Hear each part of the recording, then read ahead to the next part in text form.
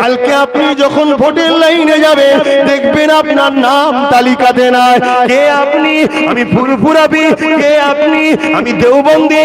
কে আপনি? আমি অমুক দরবার। কে আপনি? আমি অমুক দরবার। কোন দরবার চলবে না। অনেক বলেছিলাম আপনাদের ভোটার অধিকার কেড়ে নেওয়া হবে, বলেছি তো নাকি? আজ বিহারে দেখুন শুরু হয়েছে, এর জন্য বিহারে মামলা হচ্ছে, আন্দোলন হচ্ছে। নির্বাচন কমিশনার কিন্তু সে তার মেজাজেই রয়েছে, কেন্দ্র যেটা চাইছে সেটাই হবে।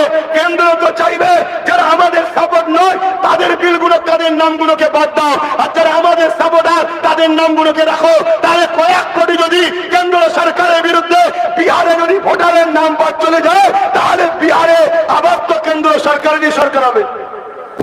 যেমন আমার রাজ্যে নতুন করে একটা কেন্দ্র সরকারের বিজেপি সভাপতি হয়েছে, সে কি বক্তব্য দিল যে বিজেপি তো বাংলায় আসবে, মুসলমানের ভোট ছাড়াই আসবে।